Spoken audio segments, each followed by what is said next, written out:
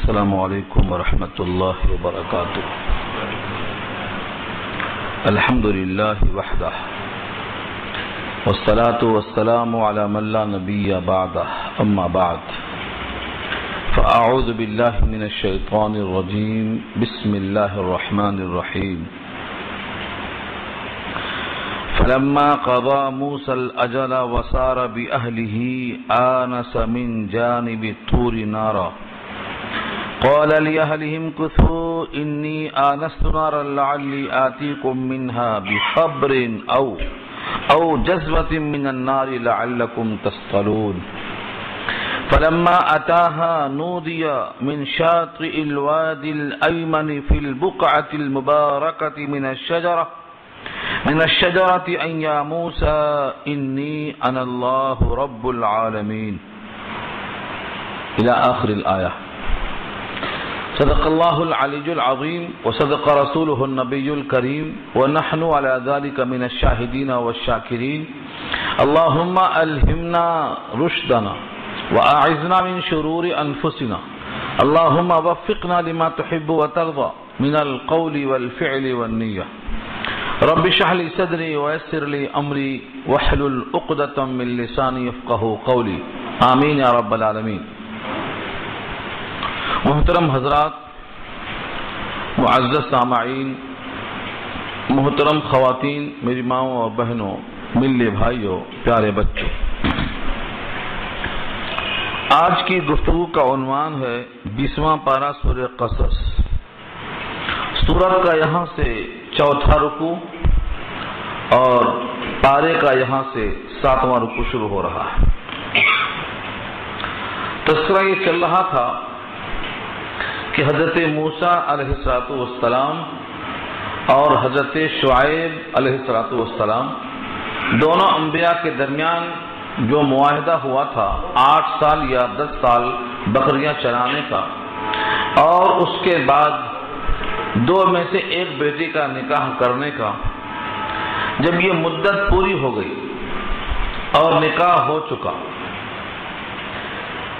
اقرب یہی ہے کہ انبیاء کرام جو بھی وعدہ کرتے ہیں اس کو احسن طریقے سے پورا کرتے ہیں. تو بجائے 8 سال کے 10 سال بکریاں چرا کر اپنے اس عہد کو پورا کر دیا. پورا کرنے کے بعد حضرت شعیب علیہ السلام کی اجازت لے کر حضرت موسیٰ علیہ السلام اپنے بیوی جن کا نام سفرہ ہے ان کو ساتھ لے کر چلتے ہیں. یہاں سے بات شروع ہو رہی ہے. فلما قضا موسیٰ الاجل، فلما کے معنی پس جب، اور قضا کے معنی پوری کر دیا. موسیٰ نے الاجل معنی مدت، جو مدت مقرر تھی وہ پوری کر دیا. وسار بأہلہ، اور اپنے اہل کو لے کر چلے. کہاں چلے؟ 2 میں سے ایک شہر مطلوب ہے، یا تو مصر کی طرف جائیں گے یا تو پھر شام کی طرف جائیں گے. دونوں قرینہ قیاس لکھا شارحین نے. چلے. راستے میں سردی کا موسم تھا، شدت محسوس ہوئی سردی کی رات کی تاریکی میں کہ آگ مل جائے تو کچھ بدن کو گرمی پہنچے، جس کو ہم تاپنا کہتے ہیں، سینکنا. اور ادھر راستہ بھی رات کی وجہ سے بھول سا گیا تھا کہ جانا کدھر ہے. پہلے کی طرح ایسی منزلیں نہیں ملتی تھی کہ سڑکیں کشادہ ہوں، ڈامر روڈ ہوں، لکھا ہوا ہو، ایرو مار لگا ہوا ہو، کچھ بھی نہیں ہوتا تھا. بھٹک گئے. اس زمانے میں راستہ معلوم کرنے کا طریقہ یہ ہوتا کہ دور سے کہیں آگ جلتی ہے، وہاں جا کر شاید کوئی مل جائے. آگ ہونے کا مطلب وہاں مسافر ہیں، کوئی بتانے والا مل جائے گا. اس جگہ پر پہنچ کر آگ لانے کی آرزو لے کر چلتے ہیں. یہاں سے ذکر آتا ہے وسارا بأہلہ، اور چلے اپنے اہل یعنی بیوی کو لے کر. آنسا من جانب الطور نارا، آنسا کے معنی محسوس کیا.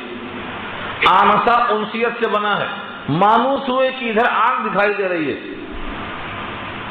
رعا نہیں کہا کیونکہ آگ دور سے نظر آئی لیکن وہ آگ نہیں تھی بلکہ اللہ کی تجلی کے انوار تھے، اس لیے آنسا کہا، دیکھا نہیں کہا، آنسا۔ من جانب طور، طور ایک پہاڑ کا نام ہے، وہ طور پہاڑ بڑی عظمت والا ہے۔ طور کا پہاڑ جو ہے اپنے وجود کے اعتبار سے چھوٹا ہے ہمالیہ سے بھی، لیکن عظمت کے لحاظ سے تمام پہاڑوں میں بڑا ہے۔ یہ طور پہاڑ، یہ پہاڑ بڑا کیسے ہو گیا، برکت میں اچھا کیسے ہو گیا، آگے خود آ رہا ہے۔ طور کی جانب سے آگ محسوس کیا، نارن، نارن میں تنوین ہے، برائے تنکیر ہے، کسی قسم کی کوئی آگ محسوس ہو رہی ہے، روشنی ہے، اجالا ہے، یا تو مسافر وہاں آگ سے سینک رہے ہیں، کچھ آگ لے کے آؤں گا، یا وہاں کچھ لوگ بیٹھے ہوں گے، راستہ پوچھ کے آؤں گا، وہاں جا کے آتا ہوں۔ فلما قضى موسى الاجل وسار باهله آنس من جانب طور نارا، قال، فرمایا، لأہلہ، اپنی بیوی سے، امکثوا، ٹھہرو، صیغہ جمع کا ہے، امکثوا، ٹھہرو۔ بیوی کے ساتھ اور کون تھا؟ یہاں شارحین نے کچھ تفصیل نہیں بتائی ہے، لیکن اغلب یہ ہے کہ کچھ نہ کچھ ساتھ رہے ہوں گے، کیونکہ صیغہ جمع کا ہے، امکثوا، ٹھہرو۔ اپنے گھر والوں سے کہا کہ تم یہاں ٹھہرے رہو۔ انی آنست نارا، میں نے محسوس کیا ہے آگ کو، لعلی آتیکم منہا، شاید کہ میں تمہارے پاس لاؤں اس میں سے، لعلی شاید کے، یقین نہیں، لعلہ کے معنی شاید کے آتے ہیں، لعلی شاید کہ میں، آتیکم لاؤں تمہارے پاس، منہا اس میں سے، بخبر، کوئی خبر لاؤں کہ راستہ کدھر ہے، کہاں جانا ہے، منزل مل جائے، کوئی سراغ مل جائے، یہ خبر ہے، خبر لاؤں۔ او جذبہ، او کے معنی یا، جذبۃ من النار، آگ کا شعلہ لے کے آؤں، آگ کا ڈلا لے کے آؤں، جذبۃ من النار، آگ کا شعلہ کیسے لائیں گے؟ لکڑی جیسے دیتے، لکڑی کو پکڑ کے لے آ سکتے، جلتی ہوئی لکڑی کا جو کونا ہوتا ہے اس کو جذبہ کہتے ہیں۔ اسی واسطے دوسری آیتوں میں بھی قبسن ہے، قبس، آگ کا وہ شعلہ جو جلتا ہوا کنارہ ہے، میں اس کو لے کے آؤں۔ لعلکم تسطلون، شاید کہ تم اس سے سینکو، تسطلون، سینکو، تاپو، گرمی حاصل کرو۔ عام طور سے سفر میں مسافر کو آگ بہت عمدہ لگتی ہے، بہت عمدہ لگتی ہے۔ بعض لوگوں نے تو تمثیلیں کہہ ڈالی ہیں، سردی کے دنوں میں آگ میوہ ہے، میوہ، النارو ثمرۃ الشتاء، یعنی سردی کا میوہ آگ ہے۔ جس طرح میوے میں لذت آتی ہے ویسے آگ کے سینکنے میں لذت آتی ہے، تو لعلکم تسطلون، شاید کہ تم آگ سینکو۔ فلما اتاها نودیا، جب آئے اس آگ کے قریب، نودیا، آواز لگائی گئی، آواز آئی، آواز دی گئی، ماضی مجہول کا صیغہ ہے، نودیا، آواز کیا لگائی گئی؟ من شاطئ الوادی الایمن، وادی کے کنارے سے، وادی میں دایاں اور بایاں ہوتا ہے، میدان کو وادی کہتے ہیں، دو پہاڑوں کے بیچ کی جگہ کو وادی کہتے ہیں، تو وادی کی دائیں طرف سے آواز آئی، من شاطئ الوادی الایمن، ایمن مانے دایاں، اور شاطئ کے معنی کنارہ، شاطئ الوادی الایمن، داہنے کنارے سے وادی کی آواز آئی، فی البقعۃ المبارکہ، بابرکت ٹکڑے سے، میرا شجر، درخت سے، یعنی درخت کے بابرکت ٹکڑے سے یہ آواز آئی۔ یہاں پر بابرکت کیوں کہا؟ کس کو کہا بابرکت؟ یہ زمین جو ہے مبارک ہو گئی، برکت والی ہو گئی، کیوں ہو گئی، کیسے ہو گئی؟ ایک درخت ہے، پہاڑ ہے، وادی سینا ہے، اس مقام کو اللہ تعالیٰ نے کیا کہا؟ مبارک، برکت والا کہا۔ کیسے برکت آ گئی؟ کیونکہ یہاں پر اللہ کی تجلی کے انوار ظاہر ہوئے، اللہ نے اپنے نبی سے یہاں ہم کلامی کا شرف بخشا، اس عبادت کے وجود میں آنے سے وہ جگہ مقدس ہو گئی، تقدس آ گیا اس جگہ میں۔ اس سے معلوم یہ ہوا کہ جس مقام پر عبادت ہوتی ہے وہ مقام برکت والا بن جاتا ہے۔ اسی لیے حدیث میں کہا گیا ہے دنیا میں سب سے برکت والی جگہ مسجد ہے، اس سے بہتر جگہ نہیں ہو سکتی، کیونکہ یہاں سجدہ کیا جاتا ہے، اور بدترین مقام بازار ہے، کیونکہ وہاں سجدے کا وقت ہو بھی جائے تو موقع نہیں ملتا۔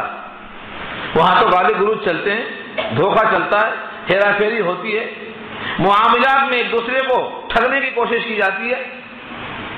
تو بدترین جگہ بازار، بہترین جگہ مسجد۔ مومن کا دل مسجد میں لگتا ہے، منافق کا دل مسجد سے دور ہوتا ہے، بھاگتا ہے۔ تو یہ مقدس مقام۔ فلما أتاها نودي من شاطئ الوادي الأيمن في البقعة المباركة من الشجرة أن يا موسى إني أنا الله رب العالمين۔ کیا آواز آئی؟ اے موسیٰ، بے شک میں اللہ ہوں جو رب ہے سارے جہان کا۔ انا اللہ، میں اللہ ہوں، رب العالمین، سارے جہان کا رب۔ یہاں رب العالمین کہا، سورہ نمل میں یہی بات بیان کی جا رہی ہے۔ وہاں کیا کہا ہے؟ نودی انبور کا من فی النار، جو آگ میں ہے اس کی طرف سے ندا آئی ہے کہ برکت دی گئی، بوری کا پھر ماضی مجہول کا صیغہ ہے، برکت دی گئی۔ سورہ طٰہٰ میں یہی مضمون بیان کیا گیا ہے۔ وہاں کیا ہے؟ اننی انا اللہ لا الہ الا انا فاعبدنی، میرے سوا کوئی معبود نہیں، میں ہی معبود ہوں۔ تینوں کا مضمون ایک ہی ہے، لیکن واقعے کے طرز کو ہٹا کر تھوڑا سا الفاظ تبدیل کیا گیا ہے لذت کو بتانے کے لیے۔ حضرت موسیٰ سے مخاطب ہو کر فرمایا، اے موسیٰ، بے شک میں ہوں اللہ، رب سارے جہان کا۔ ترجمہ کرنے کے بجائے ترجمہ سمجھ کر یوں کہو، انی انا اللہ رب العالمین، تو بڑی لذت آتی ہے۔ اللہ کی طرف سے آواز ہے، اور اللہ نے اپنے آواز میں یہ خود کہا کہ میں اللہ ہوں، تو کتنا لذت ہوئی ہوگی حضرت موسیٰ کو۔ اللہ بندے سے خود کہے تم مجھ سے مخاطب ہو، میں تیرے سامنے ہوں، اس بندے کی سعادت کا اندازہ کون کر سکتا ہے؟ سچ تو یہی ہے، اللہ تعالیٰ ہر بندے سے یہی کہتے ہیں، ہر بندے سے، لفظوں پر مت جاؤ لیکن یہی کہتے ہیں۔ جب بندہ نماز میں کھڑا ہو کر کہتا ہے الحمدللہ رب العالمین، تو اللہ کیا کہتے ہیں؟ حمدنی عبدی، کہا نہیں کہا، مگر وہ سمجھتے سنتے تھے، اور ہم کیا ہے؟ کھڑے ہیں غافلوں کی طرح۔ بندہ جب کہتا ہے الرحمن الرحیم تو آواز آتی ہے اثنا علی عبدی، ثنا بیان کی میرے بندے نے۔ بندہ کہتا ہے مالک یوم الدین تو آواز آتی ہے مجدنی عبدی، بزرگی بیان کیا میرے بندے نے، تو آواز تو اب بھی آتی ہے، لیکن اس آواز کو ہمارا دل غافل ہونے کی وجہ سے محسوس نہیں کرتا، آواز اب بھی آتی ہے۔ بندہ اپنے رب کا استحضار کر کے نماز پڑھے تو ایک کیفیت آئے گی۔ مومن کی نماز مومن کی معراج ہے، الصلاۃ معراج المؤمنین۔ اس انداز سے دیکھو، یہاں حضرت موسیٰ علیہ السلام سے ہم کلام ہوئے، گفتگو شروع ہو گئی۔ اننی انا اللہ رب العالمین کہہ کر بات چیت شروع ہو گئی، اور آگے حکم دیا وَأَن، اور یہ کہ القی عصاک، اپنی لاٹھی ڈال دے۔ القی عصاک، عصا کے معنی لاٹھی، اور کاف زبر کا کے معنی آپ کی لاٹھی کو ڈال دیجئے۔ لاٹھی ہاتھ میں تھی، اس لاٹھی کا تعارف سوال جواب سورہ طٰہٰ میں تفصیل سے آ چکا ہے۔ موسیٰ سے اللہ نے پوچھا تھا آپ کے ہاتھ میں کیا ہے؟ کہا لاٹھی ہے، میری لاٹھی ہے، میں اس پر ٹیکا لگاتا ہوں، پتے جھاڑتا ہوں، بکریاں ہکالتا ہوں۔ احش بہا غنمی، احش بہا علی غنمی، بکریوں پر پتے جھاڑ کے گراتا ہوں۔ مطلب اچھی طرح دیکھ لو، وہی ہے نا ہاتھ میں جو روز رہتی ہے، کیونکہ اب یہ بدلنے والی ہے۔ اس بدلنے سے کہیں ہیبت نہ کھاؤ، تمہاری پرانی لاٹھی ہے یہ جو پہلے تمہارے ہاتھ میں تھی۔ پہلے سے پہچان کرانے کے لیے سوال جواب تھا، یہ مانوس کر لو۔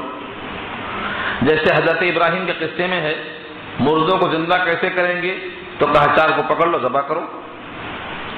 اور ذبح کرنے سے پہلے کہا ذرا اچھا دیکھ لو، مانوس کر لو، وہی ہیں، پہچان لینا۔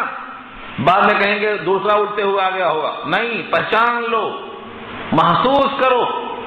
تو انسیت پیدا کر کے تب ذبح کرنے کا حکم وہاں بھی دیا ہے۔ مور، مرغ، کبوتر، کوا، چاروں کو ذبح کیا، چار پہاڑ پہ رکھا، آواز دیا تو مرغ حاضر، یہاں سے پر وہاں سے دھڑ، اکٹھا ہو گئے۔ تو پہلے کیا کہا تھا؟ فَصُرْهُنَّ إِلَيْكَ، ان کو اچھا پہچان لینا، شبہ نہ ہو بعد میں کہیں توڑ کے آ گیا ہوگا۔ یہاں بھی وہی طریقہ ہے، لاٹھی وہی ہے نا جو ہاتھ میں تھی، دیکھ لو ذرا، بعد میں کہیں گے کچھ اور آ گیا، کہیں اور سے پہنچ گیا ہوگا، پہچان لو۔ اس تعارف کے لیے سوال جواب ہوا تھا۔ القی عصاک، لاٹھی ڈال دو۔ اللہ کی شان ہے، اللہ کی قدرت ہے، اللہ کے حکم سے ایک ذرہ، اللہ کے حکم سے ایک ذرہ اطاعت میں لگا ہوا ہے۔ کسی کی مجال نہیں اللہ کی اطاعت سے انکار کر دے۔ جس کو بہت شرافت دی ہے نا، خلافت بخشی ہے، جس کو بہت نوازا ہے، انہی کی شرارت ہے صرف۔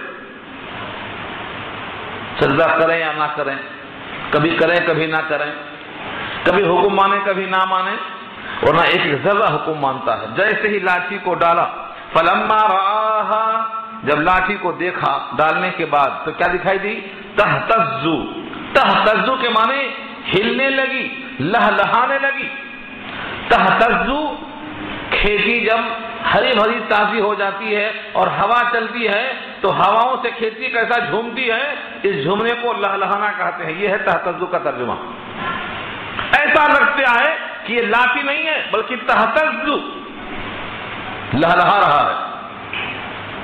کانہا جان، گویا کہ وہ سانپ کی سٹک ہے۔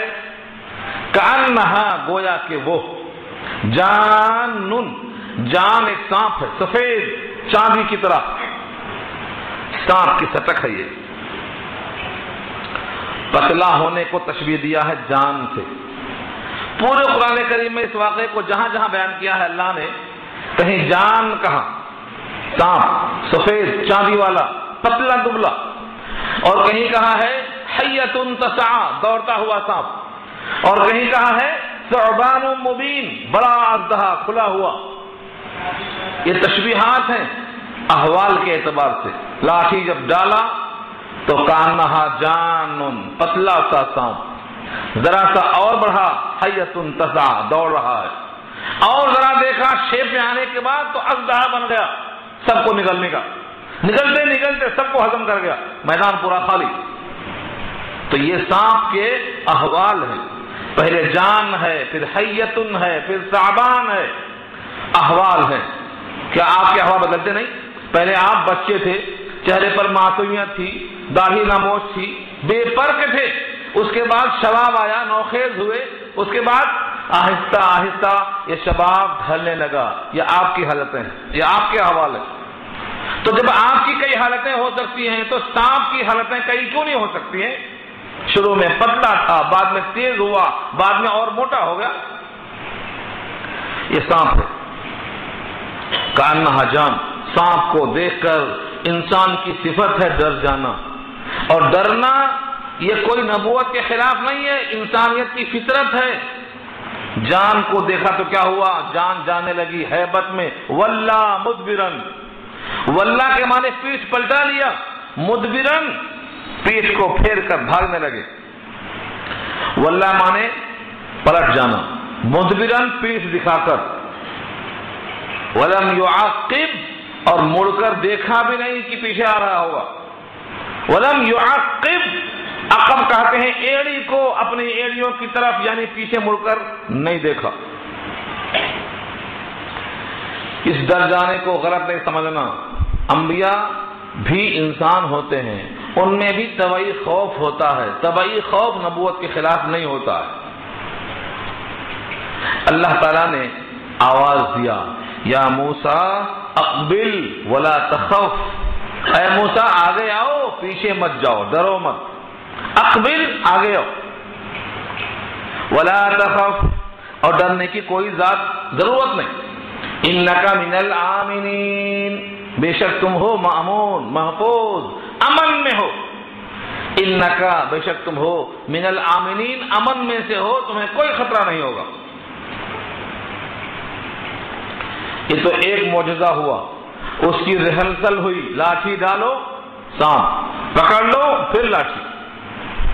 اور ایک معجزہ عطا کروں گا اس کے علاوہ، اور وہ یہ ہے کہ اپنا ہی ہاتھ اپنے گریبان میں ڈالو پھر باہر نکالو، چمکدار سورج دکھائی دے گا۔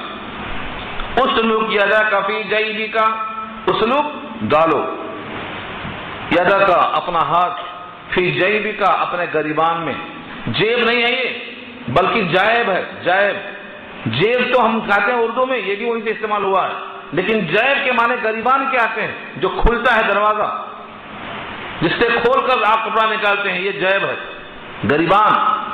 اپنے ہاتھ کو اس میں ڈالو، تخرج نکلے گا بیضاء سفید روشن۔ کسی کا ہاتھ روشن ہو سکتا ہے تو کہیں گے اس کو مرض ہے، برس کا مرض ہے، ہاتھ سفید ہو گیا ہے، عیب ہو گیا ہے۔ اللہ فرماتے ہیں من غیر سوء، بغیر کسی برائی کے، من غیر سوء کسی عیب کے بغیر، کسی خرابی کے بغیر، چمکدار ہاتھ۔ اور بیضاء سفید، سورج بھی تو سفید نہیں ہے، تھوڑا سا اس میں سرخی ہے، لیکن یہ ہاتھ جب نکلے گا تو بالکل روشن سفید ہوگا۔ بیضاء، بیض کہتے ہیں انڈے کو، انڈے کی طرح سفید ہوگا، روشن ہوگا، چمکدار ہوگا، نہایت روشن ہو کر نکلے گا۔ اب یہ ہاتھ کو پھر ایسے رہے گا ہمیشہ چراغ کی طرح؟ نہیں، دوبارہ اپنے ہاتھ کو اپنے گریبان اور بغل میں پھر ڈالیں گے، پھر لوٹ کے پہلی کی طرح ہو جائے گا، سیرتہ الاولی، پھر پہلی طرح ہو جائے گا۔ وَاضْمُمْ إِلَيْكَ جَنَاحَكَ مِنَ الرَّهْبِ، اور ملا لیجیے اپنے ہاتھ کو، اپنے طرف ملا لیجیے اپنے بازوؤں کو، من الرہب، خوف کے ساتھ۔ کیا ہوگا؟ اپنا وہ ہاتھ پھر اپنے گریبان اور بغل سے ملا لیجیے تو پہلے کی طرح دوبارہ لوٹ کے آ جائے گا، جیسا تھا ویسے پھر ہو جائے گا۔ فَذَلِكَ بُرْهَانَانِ مِن رَبِّكَ، یہ دو برہان ہیں، یہ دو دلیل ہیں آپ کے رب کی طرف سے، دو حجتیں ہیں، دو نشانیاں ہیں۔ إِلَى فِرْعَوْنَ وَمَلَئِهِ، فرعون کی طرف اور اس کے سرداروں کی طرف یہ دو نشانیاں لے کر جاؤ۔ إِنَّهُمْ كَانُوا قَوْمًا فَاسِقِينَ، بے شک یہ سب کے سب فاسق قوم ہیں۔ فاسق کی تعریف یہاں آ گئی، نافرمان، خدا کے باغی، خدا کا حکم توڑنے والے، ان کو فاسق کہتے ہیں۔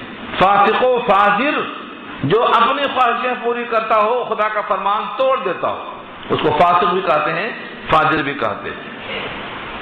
یہ تمام باتیں سن کر حضرت موسیٰ علیہ السلام اللہ سے مخاطب ہو کے فرماتے ہیں، قال رب انی ظلمت نفسی، قال رب انی قتلت نفسی، کہا اے میرے پروردگار بے شک میں نے قتل کر دیا ہے، منہم ان میں سے، نفسن ایک جان، حالانکہ قتل ہو گیا تھا لیکن اپنے کو بے قصور بتا کر نہیں، قصوروار بتا کر راستے کو تلاش کرنے کے واسطے، اپنی غلطی کا اعتراف کرنے کے واسطے فرمایا قتلت منہم نفسا، ان میں سے ایک جان میں نے قتل کر دیا ہے، فاخاف، مجھے اندیشہ ہے، ان یقتلون، کہ وہ مجھے قتل کر دیں، کچھ کہنے سے پہلے مجھے مار ڈالیں، میں بات ہی پیش نہ کر سکوں، مجھے خطرہ ہے اپنی جان کا۔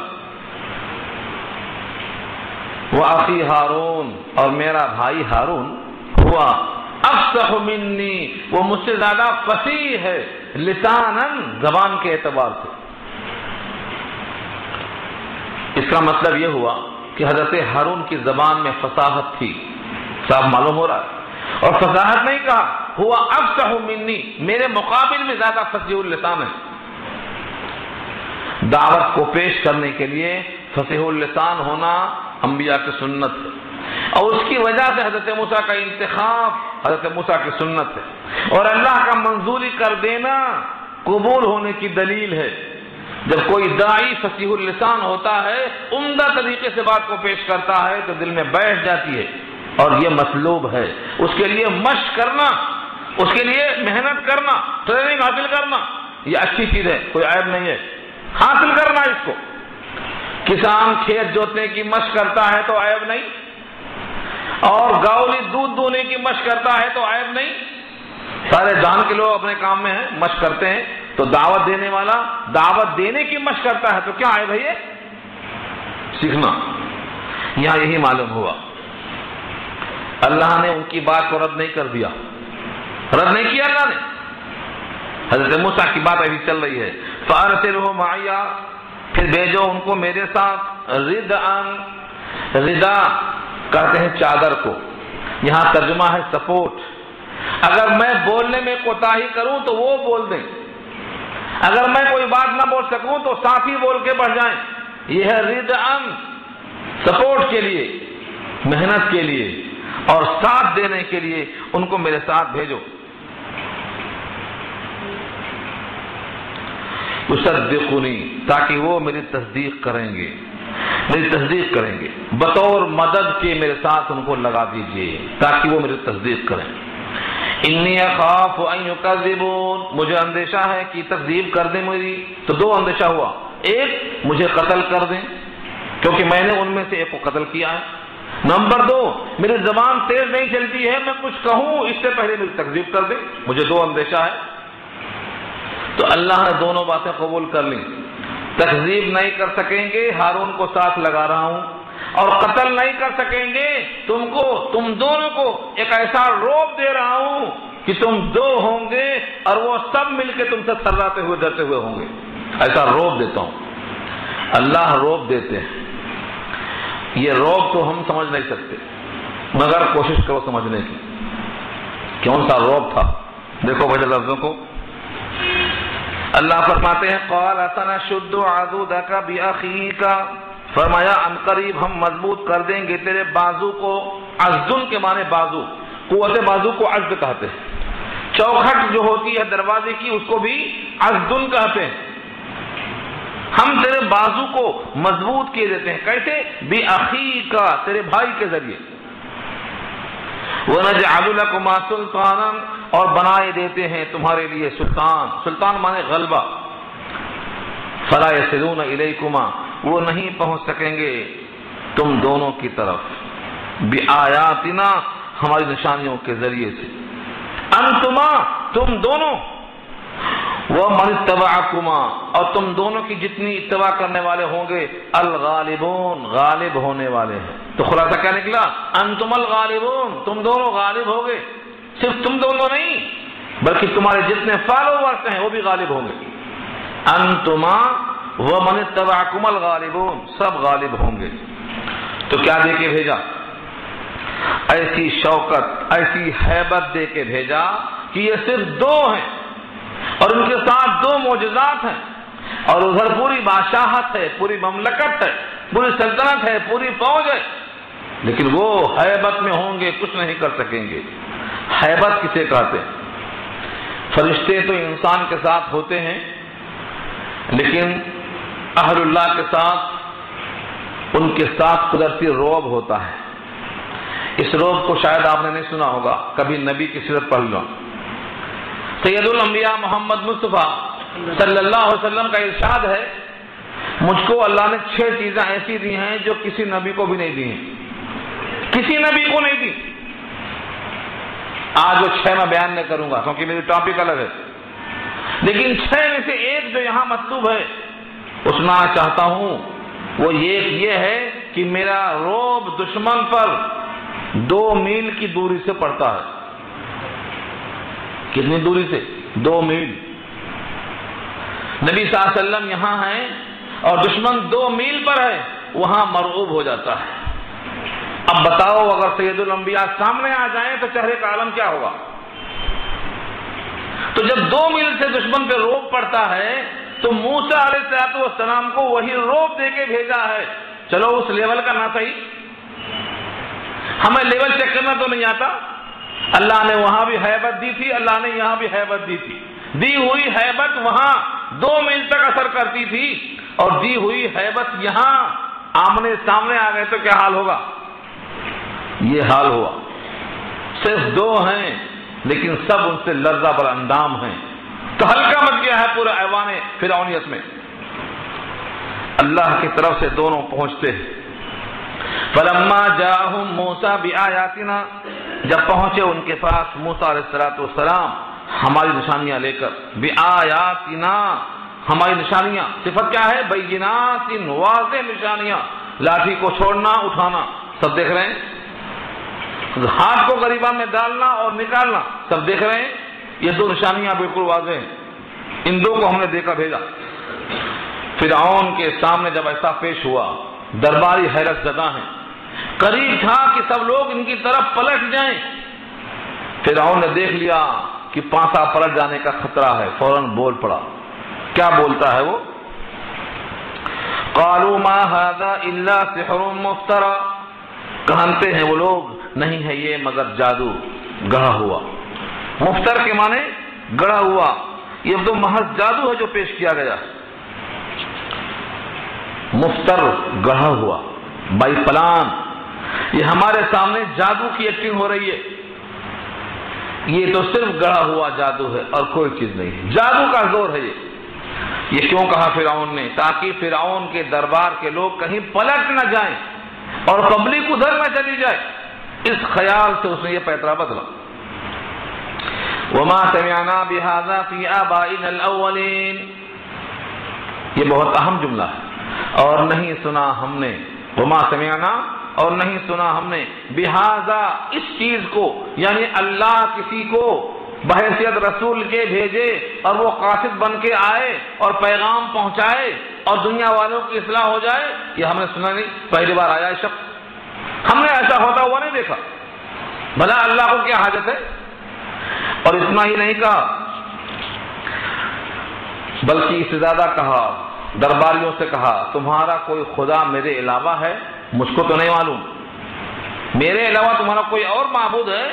یہ میں تو جانتا بھی نہیں، ہم نے کبھی سنا ہی نہیں کہ اس قسم کا کوئی پیغام بھیجا ہو کسی رب نے۔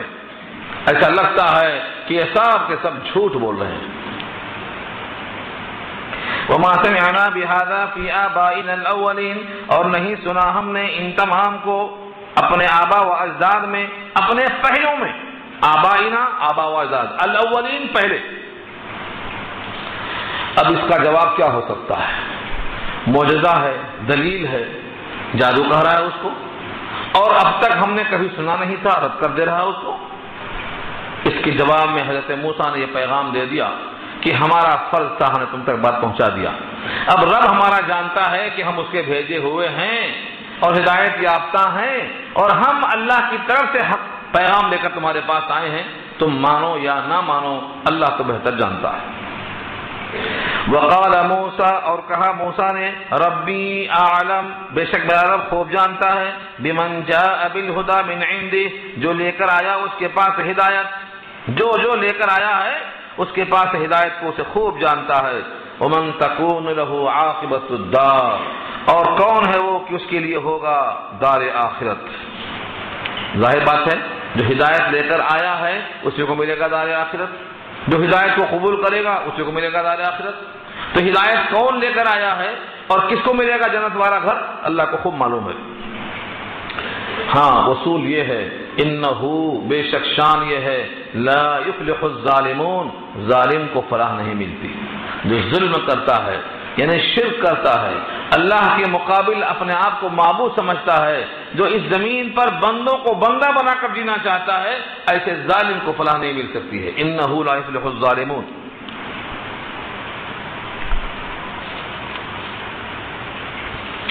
وقال فرعون، اب یہاں سے کیا ہوتا؟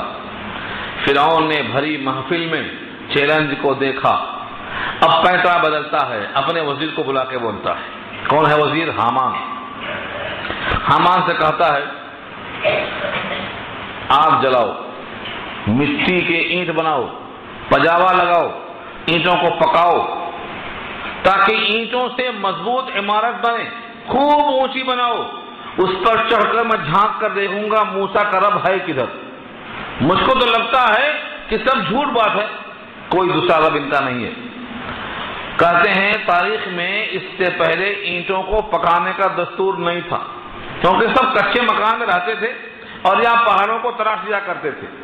یہ اونچا بنانے کی فکر ٹی وی ٹاور کون بنا رہا ہے؟ فرعون۔ کس کو؟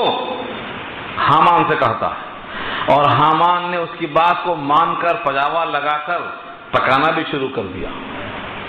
بھلا سوچو تو صحیح، کتنا اونچا بنائیں گے تو پہنچیں گے آسمان تک؟ زمین سے آسمان تک 500 برس کی مسافت ہے، اور ایک آسمان سے دوسرے میں 500 برس مسافت ہے، 7 آسمان ہے، 3500 سال کی مسافت ہے۔ کہاں جائیں گے؟ کدھر جائیں گے؟ مگر مشورہ کون دے رہا ہے؟ یہ وزیر بھی تیار ہے۔ کہتے ہیں جب حکومت ڈوبتی ہے تو ایسے وزیر ملتے ہیں، جس کی حکومت ڈوبی سمجھ جاؤ وزیروں سے ڈوبتی ہے۔ وزیر اچھے ہیں، حکومت نہیں ڈوبتی۔ مجھے ایک واقعہ ہے، سنائے بغیر دل نہیں مانتا، حالانکہ یہاں گنجائش نہیں ہے۔ حضرت علی رضی اللہ تعالیٰ عنہ کے زمانے میں جنگیں بہت ہوئیں، تو کسی نے آ کے طنز کرنے کے لیے پوچھا، کیا بات ہے؟ حضرت ابو بکر کے زمانے میں، عمر کے زمانے میں اتنی جنگیں، اتنے فتنے نہیں ہوئے جتنا جنگیں اور فتنے آج کے زمانے میں ہو رہی ہیں۔ یہ طنز تھا۔ حضرت علی نے برجستہ جواب دیا۔ حضرت علی کا جواب برجستہ ہوتا تھا، دیر نہیں، برجستہ، علم کا دروازہ تھے۔ بولتے ہیں اس میں سوچنے کی بات کیا ہے؟ ان کے وزیر ہم تھے، ہمارے وزیر تم ہو،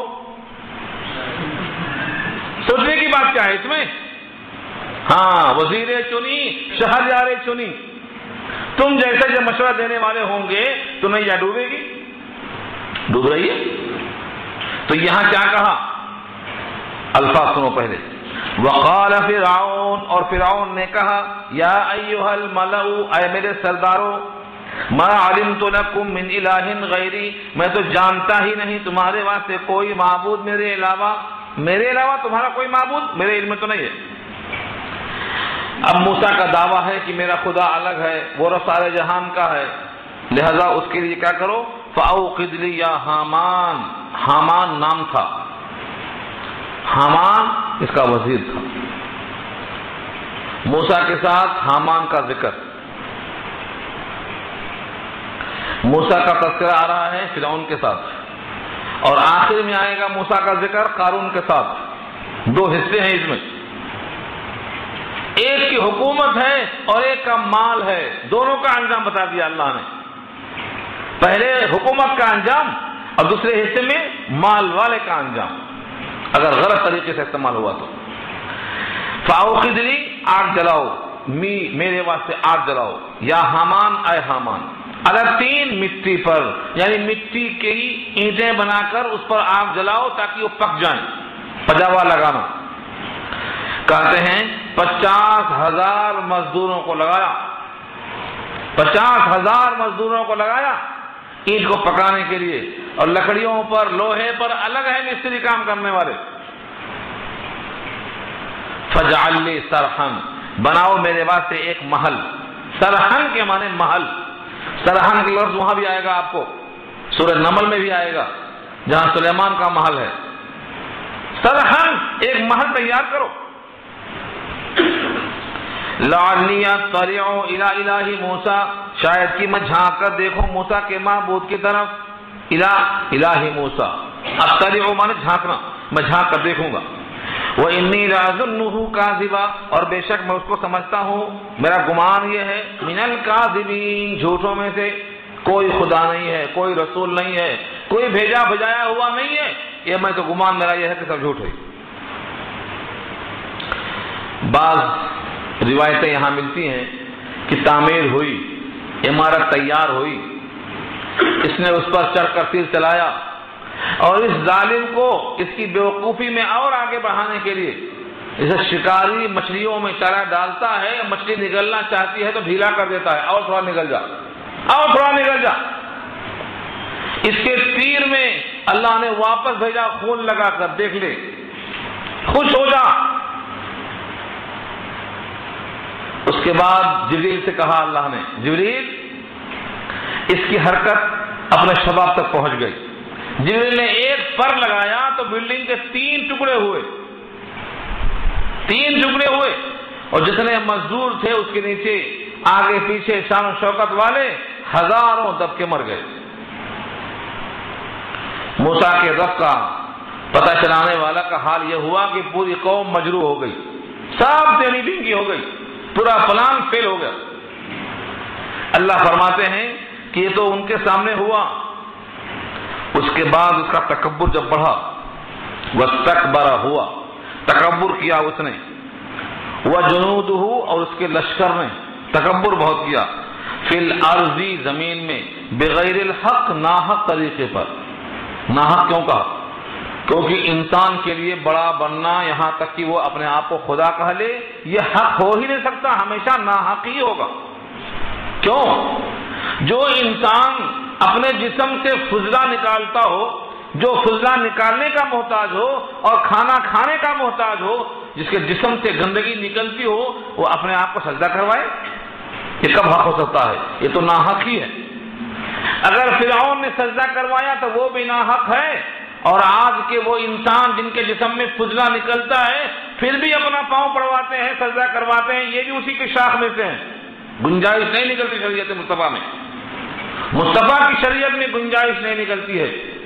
اگر گنجائش نکلتی تو ابو بکر صدیق حضور کے پاؤں پڑتے، کیونکہ حضور نے کہا ہے ابو بکر کا احسان کوئی چکا نہیں سکتا، ابو بکر کا احسان میں نے چکایا نہیں، اللہ ادا کریں گے۔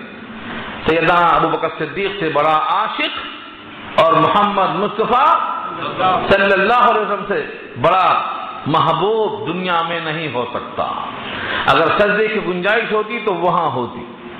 اللہ نے کہہ دیا ہے، جب لوگوں نے کہا مریم خدا میں شریک ہیں، عیسیٰ بھی خدا میں شریک ہیں، اللہ نے کیا کہا؟ یہ دونوں کھانا کھاتے ہیں، بس اتنا ہی کہا۔ کانا یا قرآن طعام، مریم بھی کھانا کھاتے ہیں، عیسیٰ بھی کھانا کھاتے ہیں، یعنی کھانا کھاتے ہیں تو فضلہ بھی نکلتا ہوگا، اور جب فضلہ نکلتا ہوگا تو یہ معبود نہیں بن سکتے، فضلہ جن سے نکلتا ہو وہ خدا ہو ہی نہیں سکتے۔ رد کر دیا اللہ نے آج۔ تو فرعون کا یہ حال ہوا، جب تکبر کیا اس نے، اس کے لشکر نے زمین کے اندر ناحق طریقے پر۔ وَظَنُّوا أَنَّهُمْ إِلَيْنَا لَا يَرْجِعُونَ، اور گمان کیا ان لوگوں نے کہ بے شک وہ لوگ ہماری طرف لوٹ کر نہیں آئیں گے، ہمیشہ یہی عیش رہے گا، ہمیشہ یہی تخت رہے گا، یہ غلام مظلوم رہے گی، اور ہمیشہ ہم ان پر برساتے رہیں گے کوڑا عذاب کا۔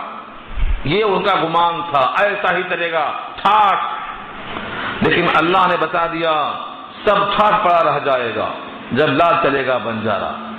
ہمت نہیں ہوئی، حکومت کا ایک ایک پرزہ ڈھیلا کر دیا اللہ نے، ایک ایک فن کو غرق کر دیا اللہ نے، تاکہ دنیا کا ہر فرعون، آنے والی قوم پر ظلم کرنے والا ہر ظالم یہ سوچ لے کہ انجام جب فرعون کا یہ ہو سکتا ہے تو آج نہیں کل خدا کے ہاں دیر ہے اندھیر نہیں ہے، یہ انجام ہونے والا ہے۔ یہ پیغام دیا رب کریم نے، فرمایا فَأَخَذْنَاهُ وَجُنُودَهُ، پھر پکڑا ہم نے ان کو وَجُنُودَهُ اور اس کے لشکر کو، فَنَبَذْنَاهُمْ فِي الْيَمِّ اور اٹھا کر پھینک دیا ہم نے ان سب کو دریا میں۔ پھینکنے کا تفصیلی تذکرہ بہت ہی شان سے سورہ شعراء میں آ چکا ہے، کچھ حصہ یونس میں آ چکا ہے، کچھ حصہ اور بھی کئی مقامات پر آ چکا ہے۔ اٹھا کر ڈال دیا، اور ایک کو نہیں سب کو ڈال دیا۔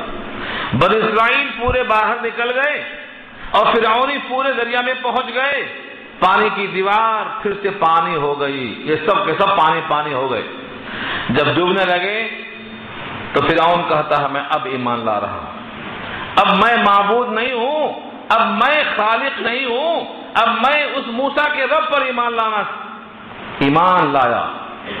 اس کا ایمان لانے کا تذکرہ اللہ نے ذکر کیا ہے سورہ یونس پارہ 11 میں۔ اللہ نے کہا اب لایا ایمان، اب تیرا ایمان معتبر نہیں، کیونکہ تو عذاب میں گرفتار ہو گیا ہے۔ غرغرائے موت سے پہلے تک توبہ قبول ہو سکتی تھی، لیکن تجھے تو عذاب میں مبتلا کر دیا گیا ہے، اب تیرا ایمان قابل قبول نہیں ہے۔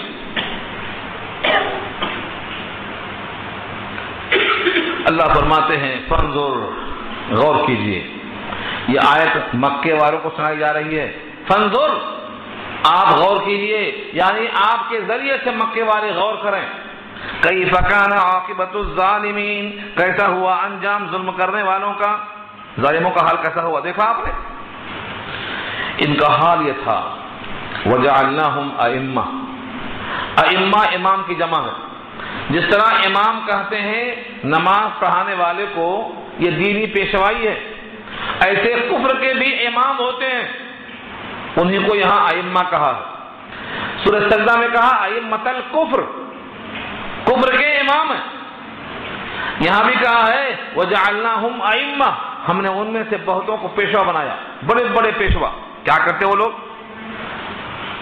وجعلناہم ائمہ، ہم نے بنایا ان کو پیشوا، یدعون الی النار، دعوت دیتے ہیں آگ کی طرف، دعوت دیتے ہیں آگ کی طرف۔ ایک ترجمہ تو صاف یہ ہے ایسے اعمال کی طرف دعوت دیتے ہیں جو آگ میں جانے کا سبب بنتا ہے، اس میں تو کوئی شبہ ہی نہیں، کوئی کلام نہیں ہے۔ ایک آدمی شرک کی دعوت دیتا ہے اور شرک کا انجام کیا ہے؟ آگ ہے۔ ایک آدمی خدا سے بیزاری کی دعوت دیتا ہے اور اس کا انجام جہنم ہے، اس میں کوئی شبہ نہیں۔ اس ترجمہ تو اس کا یہ ہے۔ مولانا مفتی شفیع صاحب رحمۃ اللہ علیہ فرماتے ہیں کہ میرے استاد علامہ انور شاہ کشمیری رحمۃ اللہ علیہ فرمایا کرتے تھے کہ حقیقت میں آگ کی طرف بلاتے ہیں، حقیقت میں آگ کی طرف بلاتے ہیں۔ حقیقت میں آگ کیسے ہے؟ اللہ نے کہا ہے جو یتیموں کا مال کھاتے ہیں وہ کھانا نہیں کھاتے ہیں، پیٹ میں آگ بھر رہے ہیں۔ کہا نہیں کہا؟ سورہ النساء 4 پارہ، الذین یأکلون اموال الیتامی ظلما انما یأکلون فی بطونہم نارا، اپنے پیٹ میں وہ آگ بھر رہے ہیں، یعنی یہ کھانا آگ بن جائے گا۔ قرآن کریم میں جتنی آیتیں ہیں ان تمام آیتوں میں سے جیسے فَمَن يَعْمَلْ مِثْقَالَ ذَرَّةٍ خَيْرًا يَرَهُ، جو ذرہ برابر خیر کرے گا اس کو دیکھے گا، جو شر کرے گا شر کو دیکھے گا۔ تو کیا مطلب ہوا؟ یعنی یہ عمل خود بخود اللہ کے ہاں جا کر شکل اختیار کر لے گا۔ نمازیں جنت کی شکل بن جائیں گی اور گناہ جہنم کی شکل بن جائے گا، یعنی جو عمل غلط ہوتا ہے یہ خود عمل جہنم کا ایک حصہ بن جائے گا۔ خلاصہ کلام یہ نکلا کہ جو لوگ دعوت دیتے ہیں گمراہی کی طرف، حقیقت میں وہ دعوت دے رہے ہیں آگ کی طرف، کیونکہ یہ گمراہی آگ بننے والی ہے۔ جیسے حدیث میں آتا ہے زکوٰۃ نہ دینے والے کا مال گنجا سانپ بن جائے گا، تو سانپ کیا بنا؟ وہی مال جو اس کے پاس تھا زکوٰۃ نہیں دیا تھا وہ گنجا سانپ بن گیا۔ نماز حور بن جائے گی، تو نماز بظاہر ایک عمل ہے لیکن حور بن جائے گا، زکوٰۃ مال ہے لیکن سانپ بن جائے گا۔ ایسے ہی یہ جو اعمال ہیں گناہوں میں سے شرک کی طرف، کفر کی طرف، یہ خود بخود آگ بن جائیں گے، اور حقیقت یہ ہے کہ ان کو آگ کی دعوت دی جا رہی ہے۔ وَجَعَلْنَاهُمْ أَئِمَّةً، اور بنایا ہم نے ان میں سے امام، دعوت دیتے ہیں وہ جہنم کی طرف۔ وَيَوْمَ الْقِيَامَةِ لَا يُنصَرُونَ، اور قیامت کے دن مدد نہیں کیے جائیں گے، نصرت نہیں کی جائے گی، کوئی ان کی آواز پر، فریاد پر کوئی گوش بردار نہیں ہوگا، کوئی سنے گا بھی نہیں، یہ روتے رہیں گے، پڑھاتے رہیں گے، چلاتے رہیں گے۔ اللہ فرماتے ہیں آخرت ہی میں نہیں دنیا میں بھی ہم نے پھٹکار لگا دی ہے ان کے پیچھے، وَأَتْبَعْنَاهُمْ، اور پیچھے لگا دیا ہم نے ان کے، فِي هَذِهِ الدُّنْيَا لَعْنَةً، اسی دنیا میں لعنت کو لگا دیا ہے، ان کے پیچھے ہم نے لعنت کو لگا دیا۔ لعنت کیا ہے؟ اللہ کی پھٹکار۔ جب اللہ کی پھٹکار ہوتی ہے تو اللہ کی رحمت سے بندہ دور ہو جاتا ہے۔ رحمت اور لعنت دونوں اپوزٹس، جیسے دن کی ضد رات ہے، رات ہے تو دن نہیں، دن ہے تو رات نہیں، ایسے ہی زمین کی ضد آسمان ہے، زمین نہیں تو آسمان نہیں، دونوں نہیں ہو سکتے۔ تو لعنت کی ضد رحمت ہے، جن پر خدا کی لعنت ہے ان پر رحمت نہیں ہو سکتی۔ مقام رحمت جنت ہے اور مقام لعنت دوزخ ہے۔ فرمایا وَأَتْبَعْنَاهُمْ فِي هَذِهِ الدُّنْيَا لَعْنَةً، اور پیچھے کر دیا ہم نے ان کے اس دنیا میں لعنت کو۔ وَيَوْمَ الْقِيَامَةِ هُمْ مِنَ الْمَقْبُوحِينَ، اور قیامت کے دن ہوں گے وہ لوگ بدحال لوگوں میں۔ مقبوح، مقبوح مفعول کے وزن پر ہے، جمع ہے مقبوحین، اور مقبوح مفعول کس کا ہے؟ قباحت کا ہے، اور قباحت کے معنی برائی، بدحالی۔ قبیح المنظر، جس کی شکل خراب ہو، قبیح صورت کہتے ہیں اس کو، قبیح، بہت برا. تو فرماتے ہیں یہ مقبوحین میں ہوں گے، یعنی بدحال ہوں گے. ان کی حالت، ان کا چہرہ، ان کا حلیہ، ان کا جسم، ہر چیز بدحیت ہو جائے گی. بدحال لوگوں میں سے ہوں گے. ان کی حالت کیسی ہوگی کبھی سوچ نہیں سکتے ہیں آپ. کافروں کی حالت کو اللہ نے جو بیان کیا ہے قرآن کریم کی مختلف آیتوں میں، ہم نے ایک جگہ جمع کیا ہے، جنت اور جہنم. ایک سیڑھی ہماری ہے، جنت اور جہنم. جہنم میں جہنمی کیسے ہوں گے وہ تمام آیتیں ہم نے وہاں کوٹ کیے. ایک ایک جہنمی کا ہونٹ اور اس کی زبان، اس کے دانت اور اس کا وجود، لکھا ہے کہ ایک داڑھ کا دانت کوہ وحد کے برابر ہوگا. ایک پہاڑ ہے کوہ وحد، اتنا بڑا ایک داڑھ کا دانت ہوگا. تو جبڑا کیسا ہوگا؟ 70 گز کی زبان ہوگی. جب بیٹھے گا تو مکے سے طائف تک کی جگہ لے گا وہ ایک جہنمی. تو ان کی حالتیں کیسی ہوں گی؟ اوپر کا چمڑا ہونٹ کا جلتے جلتے سر کے اوپر پہنچ جائے گا اور نیچے کا ہونٹ اٹک کر زمین لٹک جائے گا. اس کی اتریاں کیسی ہوں گی؟ اس کا جسم کا ایک ایک پارٹ بتایا رب کریم نے. یہ سب ان کی بدحالی کا نقشہ ہے. تو جو لوگ دنیا میں ملعون ہیں، جن پر خدا کی لعنت ہے، یہیں سے شروع ہو گئی ہے لعنت، تو وہاں تک چلتی ہی رہے گی. یہ کون ہیں؟ جو اللہ کے مقابل خود اپنے آپ کو معبود سمجھتے ہیں، اللہ کے قانون کے خلاف اپنا قانون چلاتے ہیں، اللہ سے خوف پیدا کرنے کے بجائے اپنا خوف پیدا کرنا چاہتے ہیں. ایسے لوگ، ان کا انجام بتایا اللہ نے. الحمدللہ رکوع مکمل ہو گیا اور بات ہماری پوری ہو گئی. اب دعا کر لیجئے اللہ تعالیٰ عمل کرنا آسان فرمائے.